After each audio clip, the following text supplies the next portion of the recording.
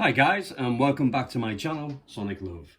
So in today's video, we're just going to be carrying on with Clip Studio Paint, testing it out on the Samsung Galaxy Tab S7 Plus.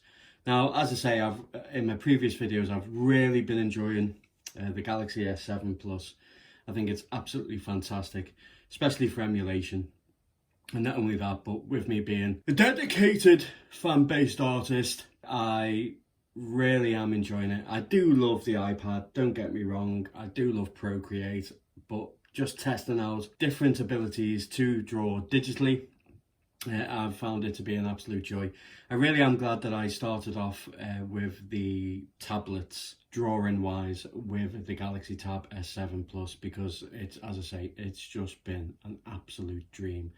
So in the previous video, I did do a little bit of a Sonic, testing out with the iPad Pro versus the Samsung Galaxy Tab S7. So I'm just going to continue on from there. I have just added a base to the belly, and I've also changed a little bit of the eye, making it a little bit more acceptable, blended in a little bit more of the Sonic's cheek, and also added the first ear and a little bit of polishing here and there. But I'm sure you can see by the screen that it looks a lot better than what it did in the previous video. If I scale it right the way down, you can see that it starts to look like a 3D render more than an actual painting. But if you look closely, it's just a mess. Start big, shrink it, make it look good. That's what I say. Okay, so we're just going to go through. I'm going to add an eye. I'm going to add an ear. I'm going to add his lovely blue spikes. Add an arm. I might have him holding Retroid Pocket V2 or something in his hand, maybe, who knows. But I'll try and do at least about between 45 to 50 minutes, and we'll see what we've finished with near the end. Don't want to bore you guys, and I know you guys who follow me for emulation, gaming and all stuff like that, do apologise, but I do have a lot of our followers on the channel, and I will be doing random paintings. If there's anything you wish me to paint though, let me know in the comments, guys. You know, if you want me to do a bit of fan art for you guys, I don't mind doing that. I've already emailed quite a few of my artworks to the subscribers, and I certainly don't mind doing a bit of work for you guys. It's a good way of me of actually saying thank you very much for the kind support and following, and I'll do you some personal art. Yeah, whatever you want. With characters, it could be manga, it could be game related. If you just want some artwork, then just let me know in the comments, and I'll do my best to accommodate that. So let's get into it. So Clip Studio Paint, as I say, never used it before. I think this is probably the third time I've used it now. So used to Procreate and Photoshop, they're my main two go-to. I did have a Wacom 24-inch Cintiq, which I absolutely loved, but my computer packed in and I couldn't be bothered getting another one. Now I have one, so I might dust the cobwebs off and set that up. I do miss that, but I haven't got a prescription for Photoshop anymore, so I'll have to renew that. But I might not, because these tablets are absolutely fantastic. So, as you can see, we're just going to literally jot down some colours. I don't really worry too much about detail. I'd like to do a little bit of detail and a little bit of polish, and then I choose the colours that I want to use and spread that throughout the image. I find it an easier way. Don't have to set up any palettes or anything. I can tell where my light is coming from, what direction it is, and it's just easy to copy that right the way through. So you will probably see me doing, what I'll do guys actually is I'll just put it a little bit to the side, because see my glasses there, because my hand might get in the way. We'll see. Okay, so I never worry about going over any imagery or artwork either, because 9 times out of 10 I paint on one layer, but I will add a layer just to try out something that I need to, and if I like it, I'll merge the image down and carry on continuing on one layer. But I never go any higher than 2 layers, maybe 3 if I want to do some post effects maybe at the end, but that's about it really. But as painting wise and imagery goes, then I always tend to try and paint on 1 layer. So let's see what we can do in a short space of time. So pick the old colour that I want to use. I'm using a gouache brush actually, to be honest. Which seems to be really nice.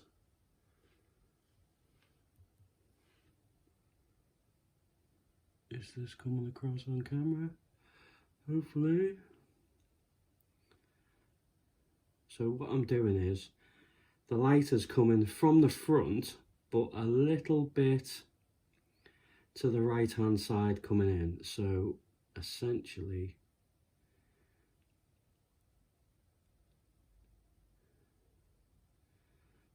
Sonic's underbelly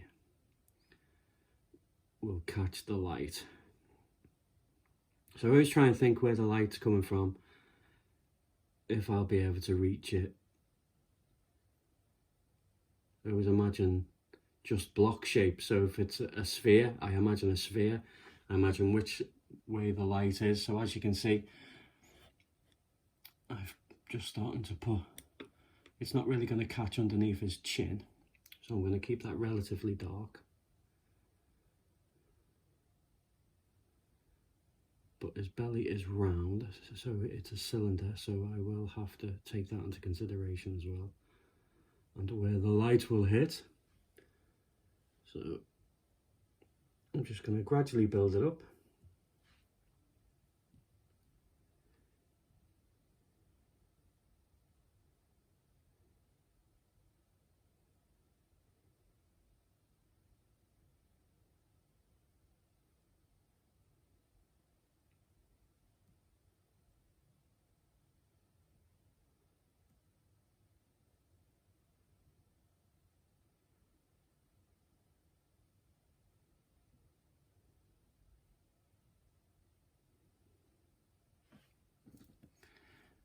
As you can see, I'm starting to make it a little bit round as I move up to a higher value.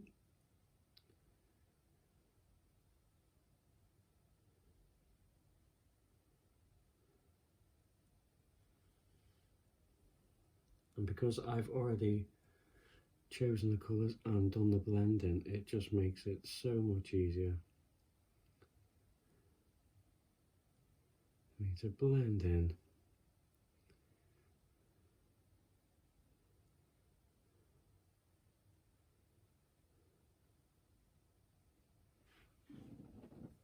So as you can see, keeping the shadow from underneath the chin, it might actually be just that little bit too low. So let's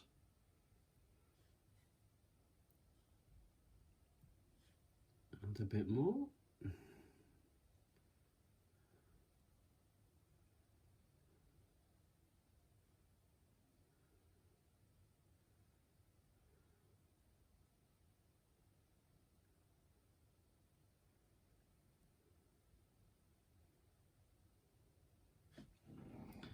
That looks a little bit better. I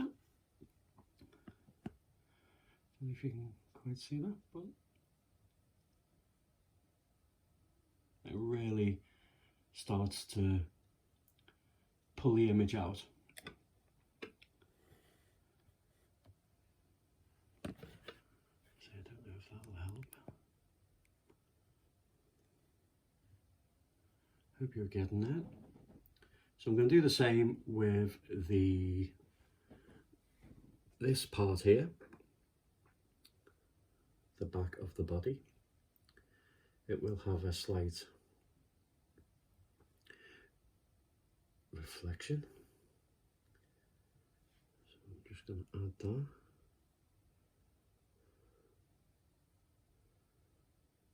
Not much, not very strong, but just enough contrast just to show that some type of light is bouncing from it. And at the front, we're going to choose the highest value, and we're just going to create a little bit.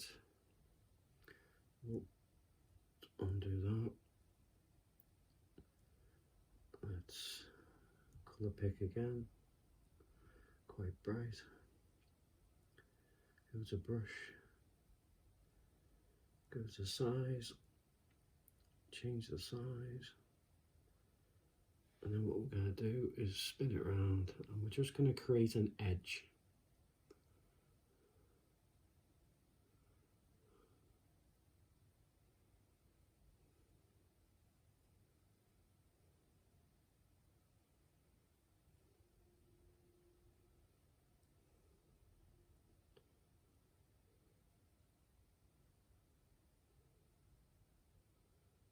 Blend it out. We don't want it too strong, but we certainly want to make sure that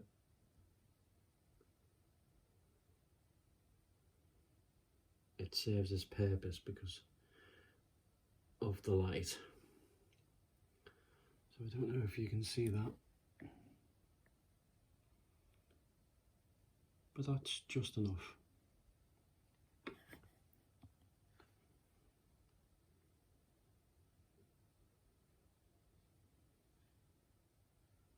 So as you can see, it really pulls it out. So from being flat two-tone based image, a little bit of blending, making sure that you have the correct lighting effects, understanding which way the direction of the light is. It's pretty easy with this one really, because we're just dealing with circular shapes. The spot indicates on Sonic's head indicates where the light is coming from. So it makes it really understandable to imagine those shapes and imagine that light actually beaming. What would it hit? Where would it hit? This is what you have to think about, you know, all the time. Making sure that you can pull out a really, it doesn't have to be truly realistic, but just by doing correct lighting can make the image seem more realistic than what it actually is, due to how we understand light in the real world, because the light in the real world is correct all the time and our eyes are so used to it. That's why even if you're not an artist, somebody who has never even drawn before can be quite a good critic, because they've seen light all their life and so they know where light and shadows are going to be unconsciously without even realizing it. So when they look at a painting and they say, I don't like it or something's not right, they're probably right. They probably really are right. You don't have to be an artist to understand a bad painting, unfortunately. Downside, but if you can get it looking quite okay. So I'm going to have his arm coming towards us with perspective. So we're going to have a lot of foreshortening. So what I like to tend to do is put the actual hand where I want the hand to be and work backwards of where it connects, because then you get a true sense and you can actually work it a lot better, instead of putting the direction of the wrist, the arm, then the forearm. Then it just doesn't work that way. It always works better putting the hand where you want the hand placement to be, the correct size, and then working backwards on it. I find that to be always better. So because we're going to have him holding the Retroid Pocket 2, my first one was an orange one, so we're going to go with orange, and it'll be a nice contrast against the blue. Orange and blue work phenomenally well. So because we're putting the Retroid Pocket in, we're going to start off with the orange. I'm going to go really quite saturated. I don't know if you can see that, but I'm going to start quite high on the square, and I can always change the values as I move on accordingly. So shrink that. This is where I would probably do another layer. So I'd work on another layer, and then I would then new layer.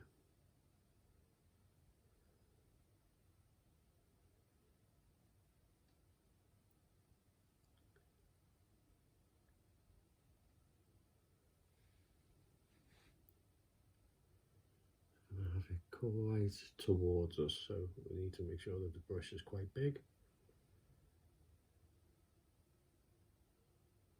So quite a big size brush.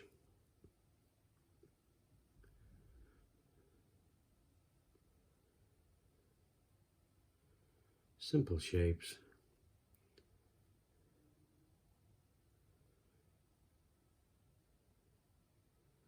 I'm going to do it a little bit off, with a little bit of perspective. The left hand side will be a little bit shorter. The right edge will be a little bit taller. And we're going to have a much thicker side on the right hand side. So I'm just blocking it in. Nothing too fancy. You can always then get the eraser brush and just tidy up the edges if needs be.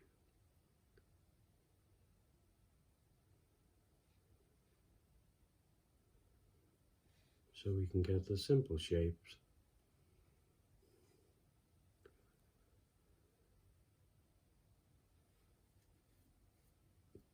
And then we can choose the colour again.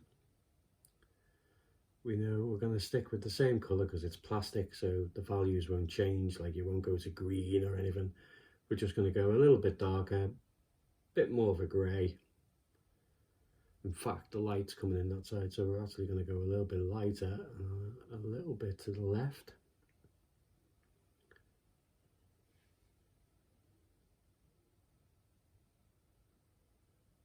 So we then start to create the actual shape. Now it will get a bit more saturated and a little bit lighter across the top. So we'll put that in. So we can then start to see the actual shape of the device. So technically the darkest side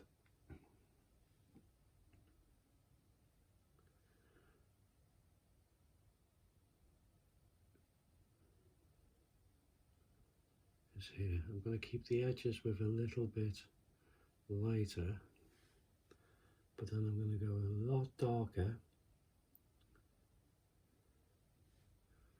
on the front side.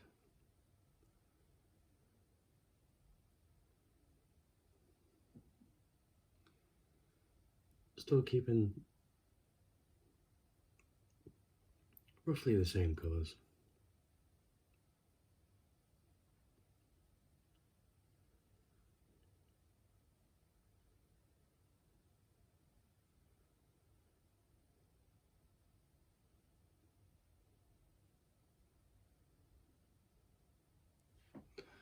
So straight away now it's starting to look like a solid object. So we've got the base image of what the Retroid Pocket 2 looks like. Oh, sorry, I'm just going over here to grab it. So this is what we're essentially doing. But obviously the colours are different the way the light is because it's choosing away, but as you can see, the dark edge, but with the light rim. So dark edge, light rim, then a different colour. And then obviously on the top, because of the light, the way it's situated, it's obviously a lot less of a gradient. We overemphasize the colours when we paint it just to add the contrast and make it look a lot nicer, really. So we have to then put the screen in, so I'm going to go quite dark. This is all rough, by the way, guys. We just put everything in, always rough. We never want to make it perfect, and the reasons why, because we want to choose the colours that are in and around the colours that we use. So as you can see now, I can just, I kind of, how to describe it? It's like clay. You just move the colours around, taking and adding away what you need. So obviously I need to make sure that this one goes with the perspective. So making it just a little bit darker.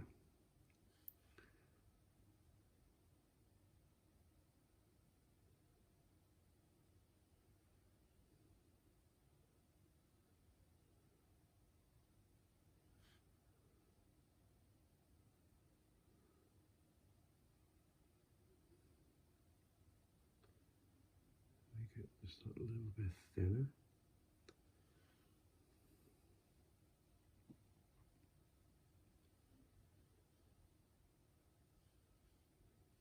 We can then start to put in place just a little bit of detail, not too much. But we can then start to find out exactly where we're going with it. Let's choose the same colour. Let's change the size. So we know we have our 4 buttons.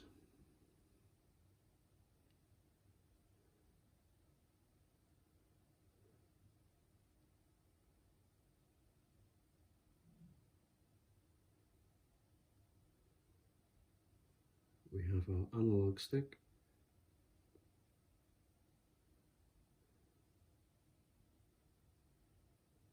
We have our D-pad.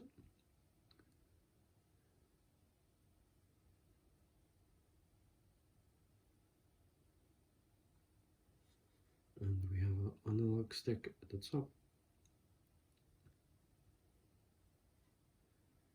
We have a shoulder button.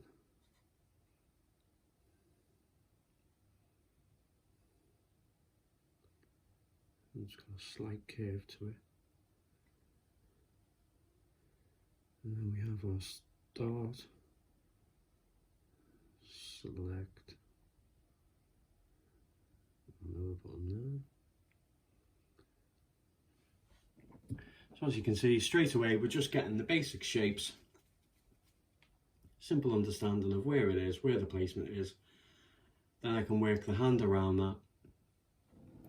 So now we can literally zoom in, and this is the fun part. So now we've got the basic shape, we can literally start messing around with it, lowering the size of the brush, and we can start making it look a lot neater.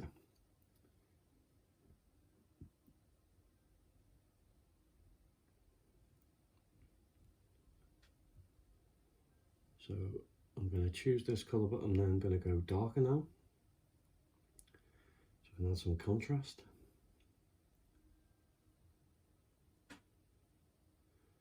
Not totally black, but just hovering.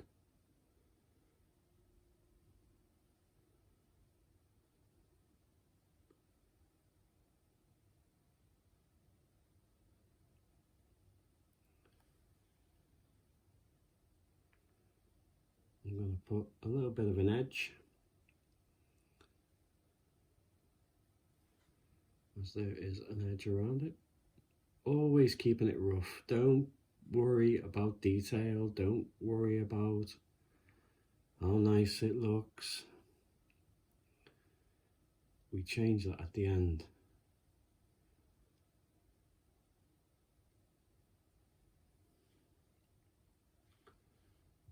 So we choose the colours around it, and now we start to like just refine it. So we know the buttons are a lot straighter and they're not just a blob of a mess. We also know that it's actually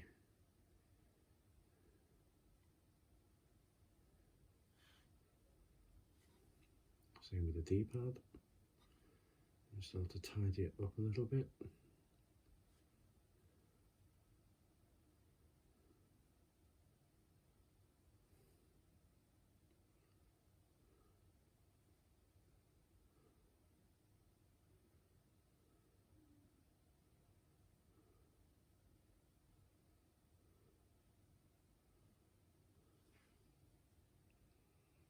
Same with our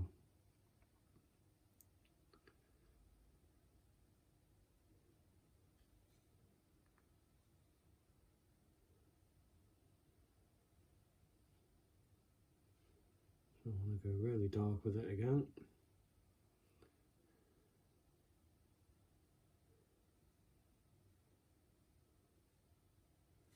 And we just simply refine it.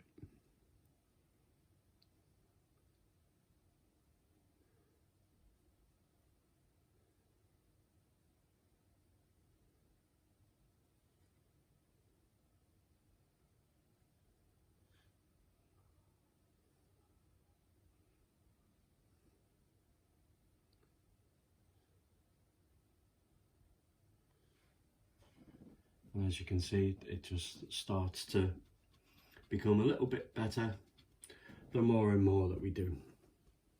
Choosing the colours in and around it.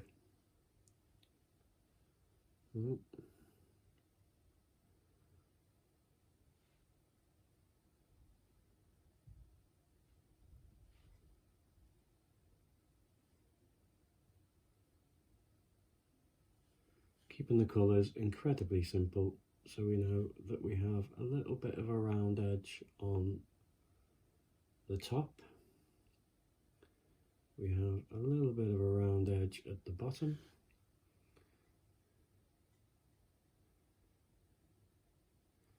Same on this side. Simply just tidying it up.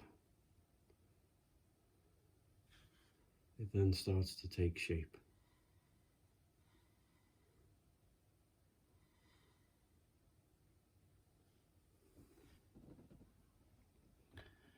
As you can see, the more we do, the more it looks good. We haven't even took into consideration shadows, a little bit more detail. So we choose the colour in and around. So say, for instance, we choose this orange. We want to cast a shadow on the buttons, just so it makes it stand out a little bit more.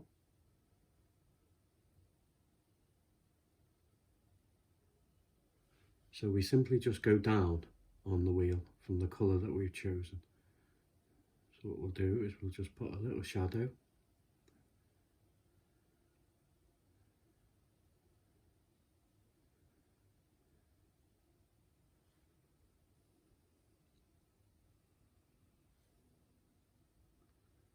And our minds will think literally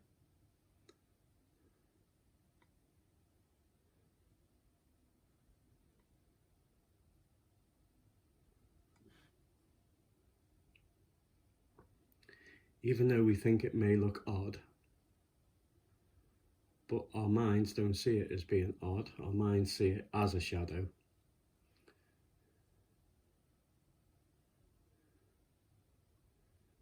Which then helps give the illusion that we are dealing with a 3D object.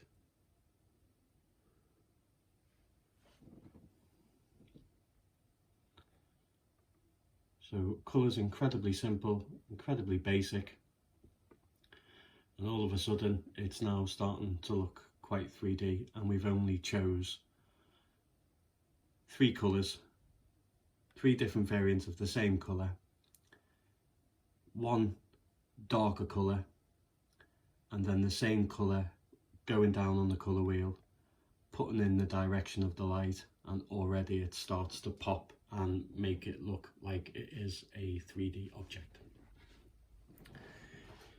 We simply go in with the eraser. That's not the eraser. Let's undo that. Simply go in with the eraser and we start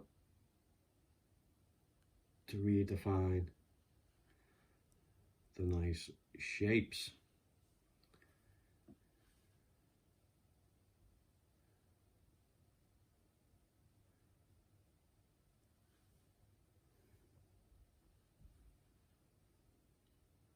And what that helps is just straightening up the edge, so we know it is an object. It does have a little bit of a curve, and straight away, just by that edge and straightening that edge at the bottom, is now starting to make it look like a solid object. Perspective's a bit off, I need to trim the top, but I hope that's coming across.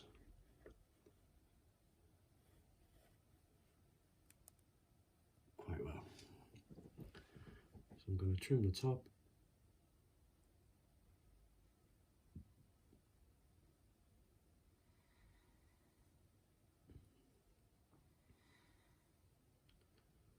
Trim off the edge.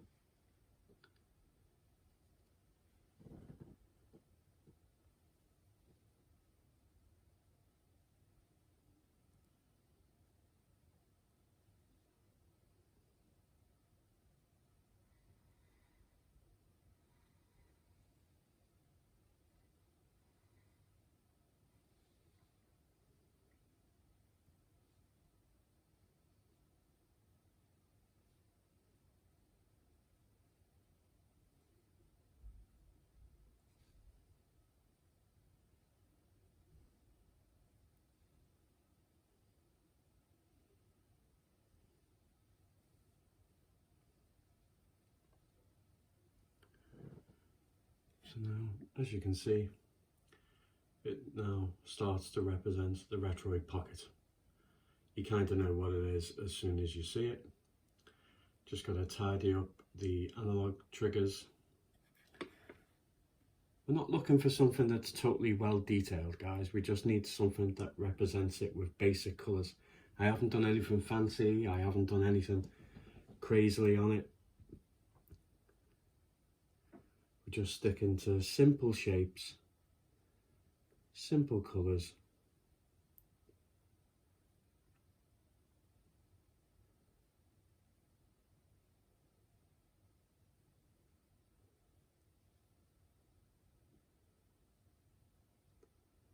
I'm going to thin the back a little bit because I don't think it's that thick. So I'm going to come down maybe a centimetre.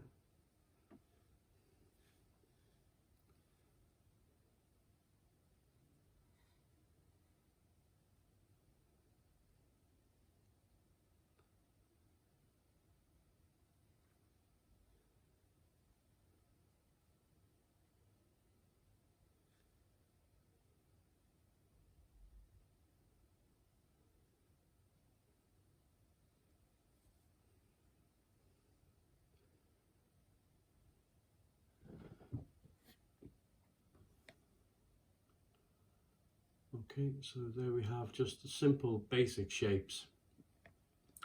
As you can see, the shadows are there just to make sure that it makes it pop out. It's incredibly rough, guys.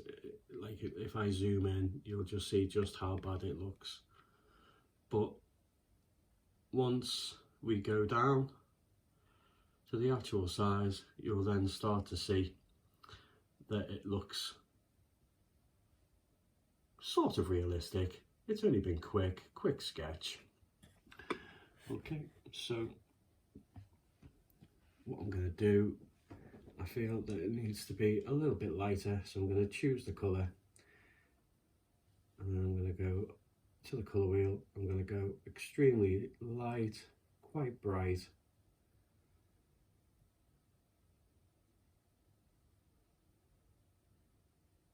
Change the size of the brush. I'm going to go quite small. I'm going to create a line.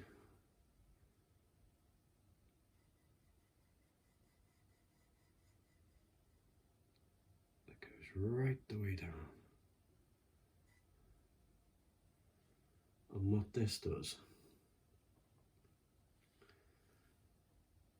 most edges will have a line, not the actual side itself. It's quite weird how light works. There'll be sort of one on the back edge, but not as bad. It'll just be quite slight.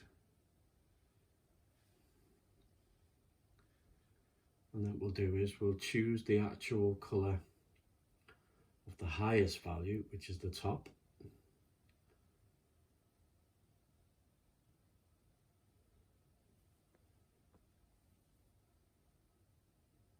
And we'll just put a little bit on there.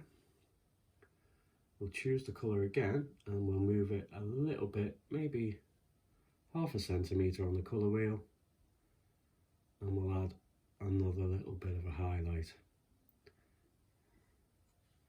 Then we'll choose not quite white, very off, but quite high on the actual colour wheel itself. We'll shrink the size of the brush again.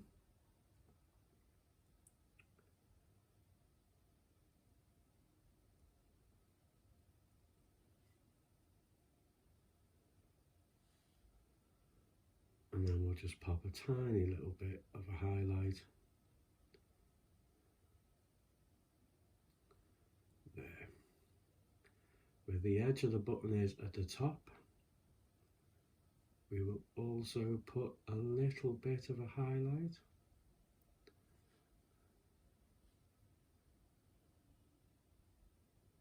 Change the size of the brush again. A little bit bigger.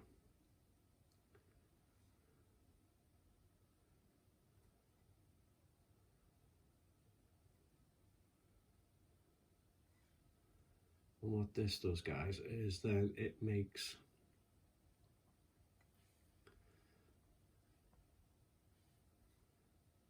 where the light hits is always on the corners, bottom or edge.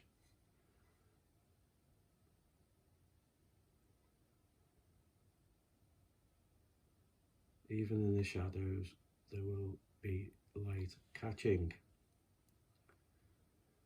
Not much, but enough. Okay, so as you can see, just by adding those tiny little bit of glimpses of light and highlights on the edge, obviously it's there, then when you shrink it to the actual size of the painting, you can see now it actually looks like the Retroid Pocket to a certain degree. Obviously this is just a sketch, I'm only showing you and demonstrating, but that's the way I work. I don't draw, I paint the shapes, I then choose the colours of where the light hits of that one colour, and then I build up gradually from there. I don't worry about making a mess, I don't worry about not getting the shape right. You can always go over it, add it, paint it, and obviously this is what we're trying to imitate. But I hope this is coming across quite well of what I do and what you should do. So now I have the Retroid Pocket in place. I will do more, like obviously you can see around Sonic's eye, the head I've put in the glisten, same principle, round sphere of a shape, adding the colour variants of that, blending that in, adding dark parts where the shadow casts, highlighting, and then obviously where the light actually hits itself, whether it be on a rim, whether it be on the tip of the nose, whether you've just, as long as you get that position right and you get it right, then obviously it will work and it will look sort of realistic. Now obviously if I was doing this properly, I would take a lot more time.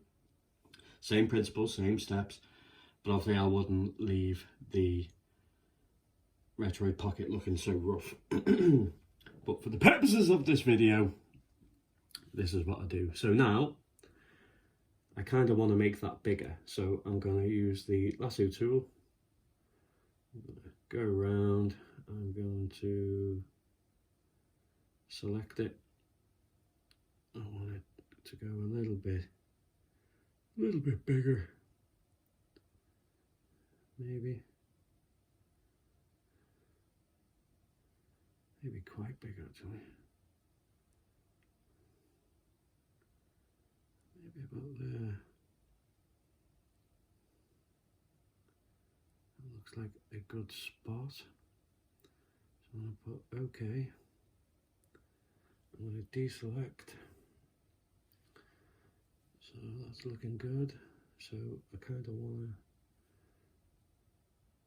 to, now concentrate on the screen. So what I'm going to do as well, I'm just going to put a slight sheen reflection on the screen itself. Just going to use a brush. I'm going to go a little bit bigger.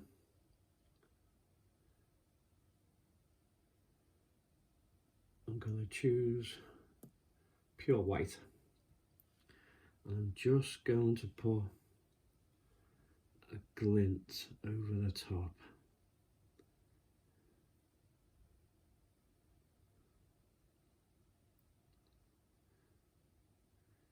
One line and then a thicker line.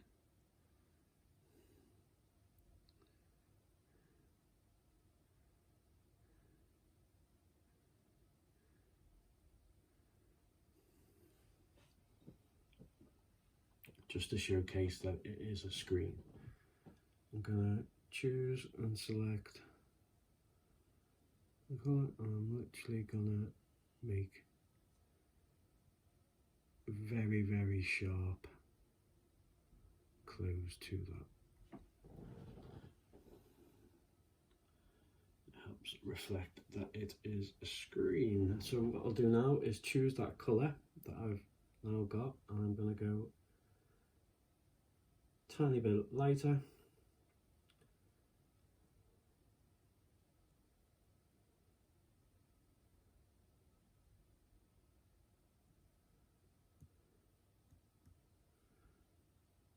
And just the corner, I'm going to make a little bit brighter.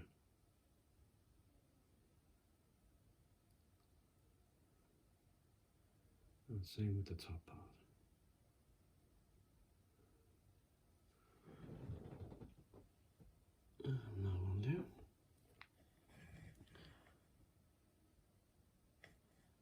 So I hope you can see that it kind of looks like a Retroid Pocket. Kind of going to leave it there for now, guys. If you have any questions about the Samsung Galaxy Tab S7 and what's it like for drawing, feel free to leave comments. I'll be glad to answer them. If there's anything else that you want to see me do with the Retroid Pocket, let me know, because I've got a new video coming up, and it will be on the Retroid app and the arcade games. I'm going to go through as many gameplay videos of different games. I'm absolutely really enjoying the Retroid Pocket at the moment. The Indigo is really good. The competition is looking great. There's about 150 entries so far, so yeah, really good. So at the end of the month, might at least be 200 to 300 people attempting it. Wow. Good luck to everybody. So yeah, if there's anything else that you want to see me draw, guys, if you want to see longer sessions, would you mind watching, or would you even watch me painting? I tend to do a lot of videos where it's already been done, like maybe 5, 6, 7, 8, 20 hours of work, and then speed it up. But let me know in the comments if you like this style, where I'm actually explaining, showing what I do, how I get to it, what I think about when I'm actually drawing itself. Yeah, let me know in the comments, guys, and obviously I will do more videos. Give it a like if you liked it, give it a thumbs down if you didn't like it. Yeah, so as always, guys, take care.